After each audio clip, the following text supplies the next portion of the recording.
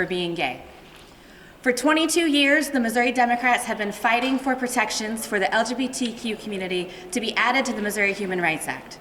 For 22 years, we have been filing Mona to make our state one that says we believe in dignity for everyone. Instead of adding protections, despite numerous chambers of commerce and some of the nation's largest businesses saying they need it for our economic growth in Missouri, despite the countless stories shared, despite the unnerving number of murders against the trans community, despite Ali Steinfeld being murdered in one of the bill's sponsors' very own districts, despite 50% of the LGBTQ individuals attempting suicide at some point in their lifetimes, Republicans in the legislature decided to file an obscene number, 15 anti-LGBT bills this year, the second most in the country. And the Speaker of the House has referred every single one. The House Democrats have done the exact opposite of our Republican colleagues and have filed bills to support our LGBTQ neighbors and loved ones. We will continue to stand for the rights of all Missourians. So far, every hearing in the Missouri House has left tons of our citizens who will be affected by these bills waiting to testify. Folks who drove upwards of 4 hours to share their own stories were denied their chance to speak in the People's House. I'd like to give just a few moments to one of our brave youth here today to share their stories on behalf of all of those folks who weren't able to testify in the hearings. Corey, if you would.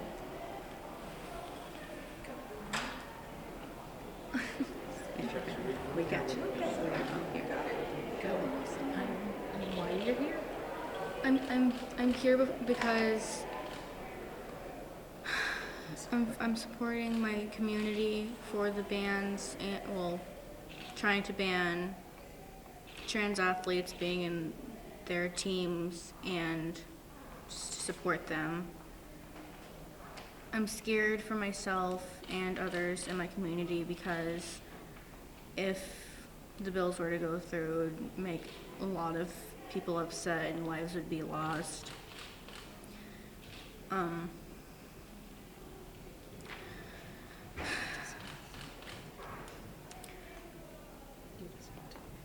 We deserve dignity and respect just like everyone else.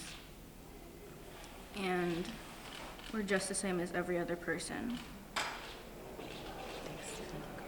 Thank you, Corey. So many of Missouri citizens, just like Corey, didn't get a chance to share their personal experience and why these obscene bills are going to be so damaging in their lives. As I said, the Democrats are doing the complete opposite, and we are fighting for our LGBTQ neighbors and loved ones. And I'd like to turn it over to Representative Tracie McCreary to discuss one of her bills.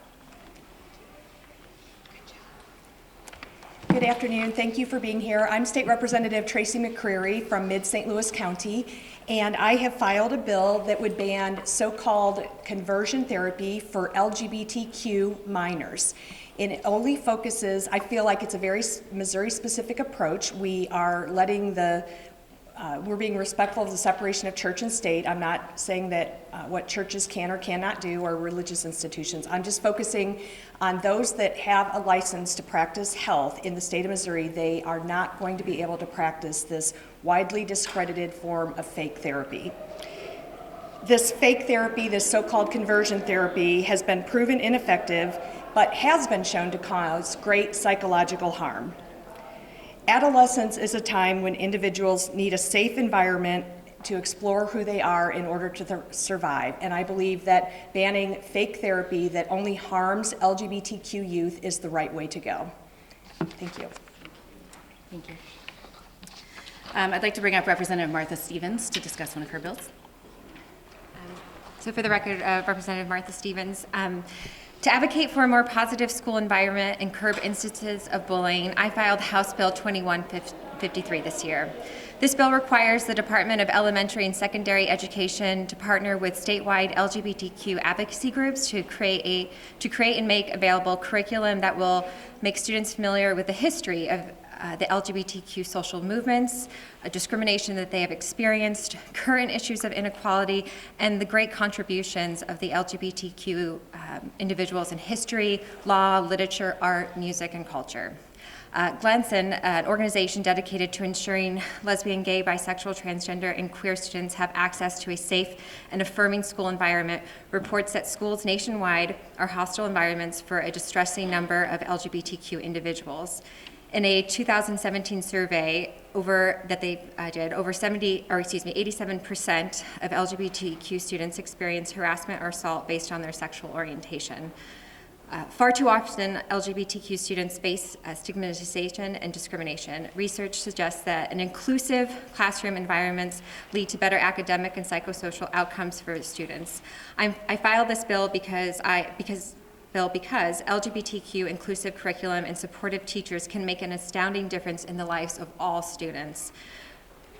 The consequences of a hostile school climate affecting LGBTQ students are vast. Students who experience high levels of anti-LGBTQ victimization have lower GPAs, lower self-esteem, higher levels of depression, and are more likely to miss school.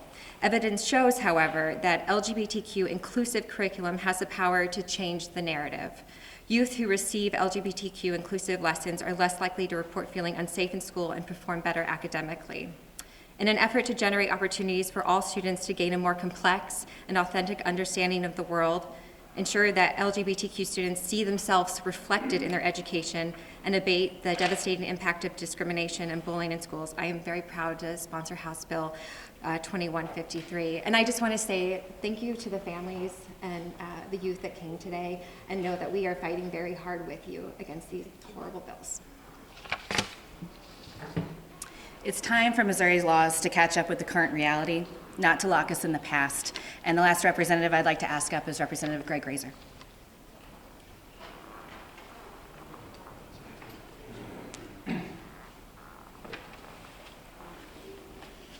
Thank you all for being here. Representative Greg Razor from Kansas City. I have for the last 4 years been speaking on this issue a lot. And to be honest with you, I am struggling to figure out what more I can say. For the 18 years prior to me getting here, brave men and women have carried Mona through the halls of this Capitol. I was here at a time when you would see, when we still had to physically sign to co-sponsor bills, I would see rural Democrats be afraid to sign it, and Republicans scurrying like cockroaches when they would see a person with the bill coming down the hall. To today, this is bipartisan legislation with support from all of our caucus and a handful of folks on the other side of the aisle. For the last 4 years, it's been my honor to carry the torch, and I'll continue to carry that torch to make sure that we ban discrimination in housing, employment, and public accommodations in Missouri.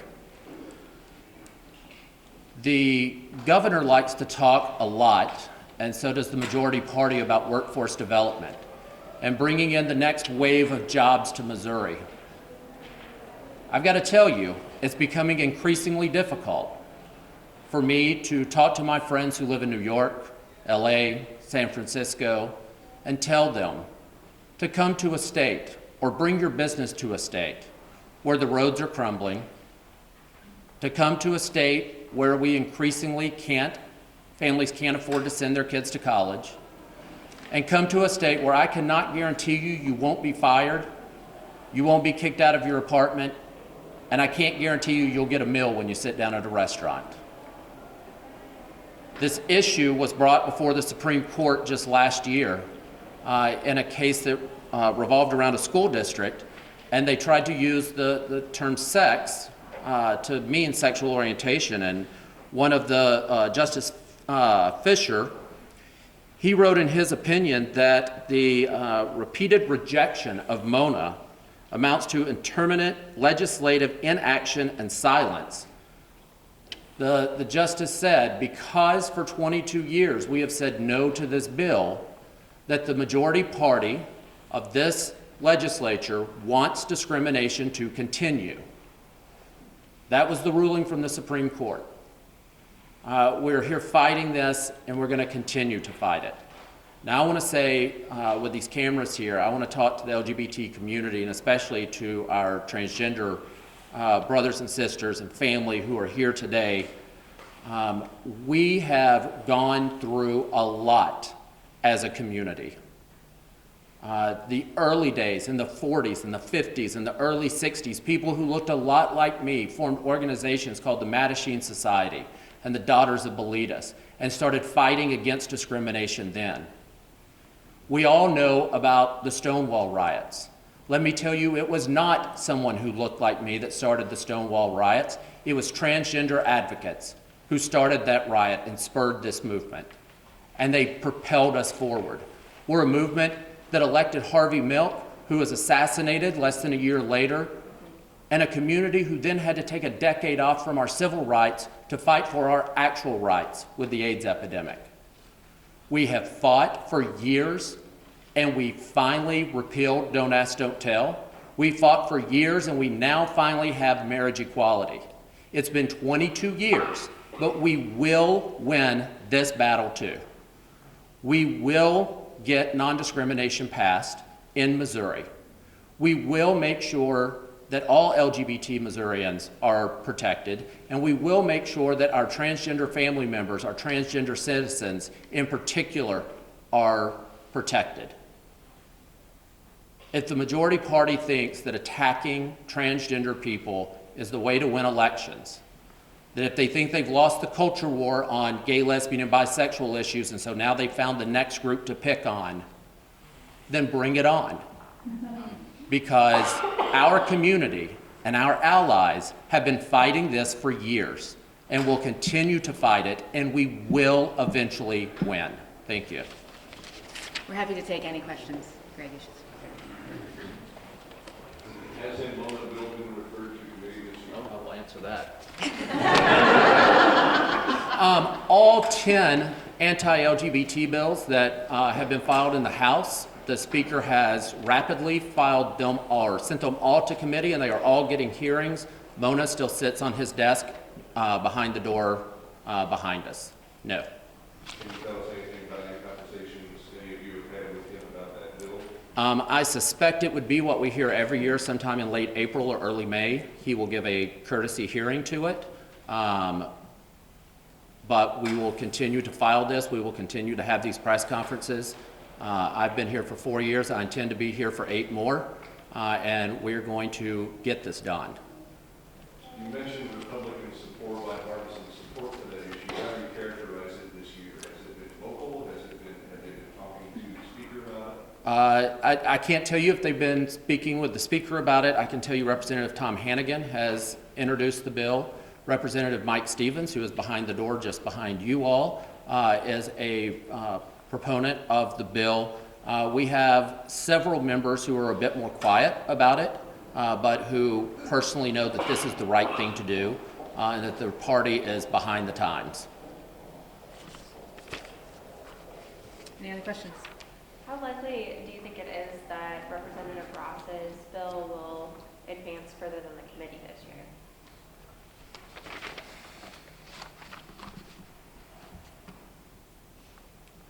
Further than the committee? I hope not. I hope what we can get the members of the House to understand is this. As I understand, and I was actually speaking to some of the families about this, I came out of the closet when I was 20. It took me 20 years to get comfortable with who I am. I didn't come out of the womb being this person standing in front of you all. It takes transgender folks a long time to come to terms with who they naturally are.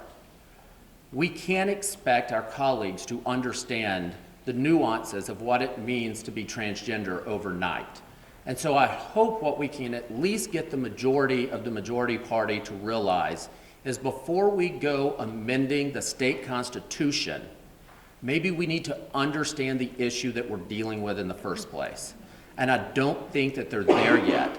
And I don't think that they're there yet because enough of them come to me privately and say, Greg, can you help me understand this? Let's get to that point first and then have a discussion on who plays high school basketball. Thank you all so much for being here. I appreciate it.